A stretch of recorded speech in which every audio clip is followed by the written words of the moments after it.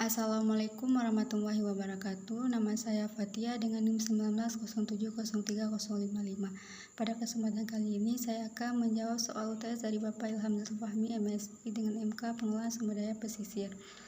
Soal nomor 1, jelaskan komponen yang perlu diperhatikan agar sebuah data dapat dikatakan baik. Data adalah sekumpulan fakta-fakta yang memberikan gambaran luas terkait dengan suatu keadaan.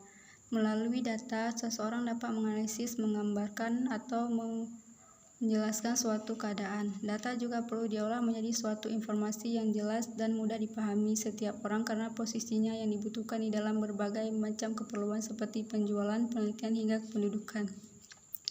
Tidak semua data dapat diolah dengan baik agar data tepat terjadi tanpa ada kendala. Suatu data harus memenuhi syarat sebagai data yang baik, antara lain yang pertama objektif, artinya sesuai dengan keadaan yang sebenarnya, tidak dimanipulasi. Yang kedua representatif, artinya mewakili atau persoalan yang ada, sesuatu yang lebih luas. Yang ketiga mempunyai tingkat kesalahan baku yang kecil. Yang keempat up to date, artinya data harus masih baru atau tidak kadaluarsa. Yang kelima relevan, artinya data yang dihasilkan harus ada hubungannya dengan persoalan yang akan dipecahkan atau diselesaikan.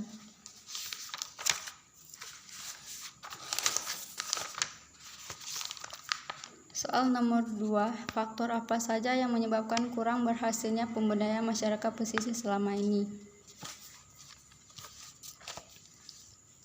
Jawabannya, penyebab kurang berhasilnya pemberdayaan masyarakat pesisir selama ini yaitu yang pertama adalah rendahnya kinerja petugas lapangan. Hal ini menjadi faktor utama yang menyebabkan kegagalan suatu program. Karena fungsi dari petugas lapangan atau fasilitator adalah mengawasi, mendampingi, dan membantu masyarakat. Kedua, kecenderungan memilih lokasi yang tingkat keberhasilannya itu tinggi sehingga menyebabkan pada pemilihan lokasi yang salah. Ketiga, kurangnya bantuan fasilitas dari pemerintah. Keempat, terbatasnya keterampilan dan pengetahuan yang dimiliki oleh masyarakat desa. Soal nomor 3, faktor apa yang perlu diperhatikan agar pemberdayaan masyarakat nelayan dapat memenuhi hasil yang Yang pertama adalah pemberdayaan yang sebaiknya diawali dengan proses observasi yang tidak hanya berbekal data-data analitik saja, melainkan juga dipadukan dengan kemampuan menghasilkan gambaran intuitif profil masyarakat yang akan diberdayakan. Yang kedua, proses pendampingan masyarakat diarahkan untuk menumbuhkan kemandirian, bukan ketergantungan terhadap pihak pemberdayaan. Yang ketiga, pemberdayaan diharapkan menjadi simpul untuk menjejaringkan masyarakat yang diberdayakan dengan berbagai pemangku kepentingan lainnya. Soal nomor 4, sebutkan beberapa hal yang dapat dilakukan pemuda untuk meningkatkan kesejahteraan nelayan. Peran pemuda dalam mensejahterakan nelayan dapat dilakukan diantaranya dengan 4 cara. Yang pertama adalah pemuda sebagai penyampai kebijakan pemerintah kepada masyarakat nelayan. Kedua, pemuda Indonesia dalam mensejahterakan nelayan adalah dengan menjadi penyampai aspirasi nelayan terhadap pemerintah. Ketiga, yang dapat dilakukan adalah dengan terus berinovasi dan berkreasi, menciptakan produk baru nilai ekonomis yang berasal dari laut, serta inspiratif dalam gagasan-gagasan untuk pengelolaan kelautan yang lebih baik. Keempat, yaitu dengan ikut menjaga lingkungan kelautan Indonesia. Upaya menjaga lingkungan ini dapat dilakukan dengan memberikan sosialisasi kepada masyarakat luas tentang pentingnya masyarakat lingkungan. Menjaga lingkungan laut tidak harus dilakukan di laut juga.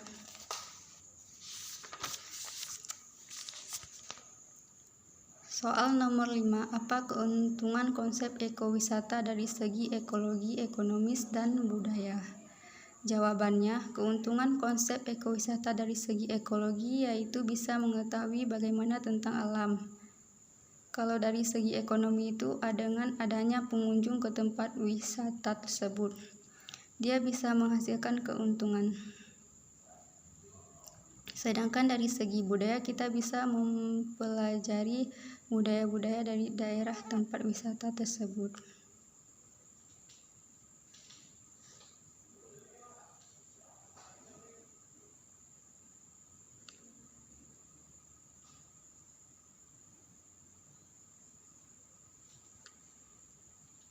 Cukup sekian jawaban dari saya. Saya akhiri. Assalamualaikum warahmatullahi wabarakatuh.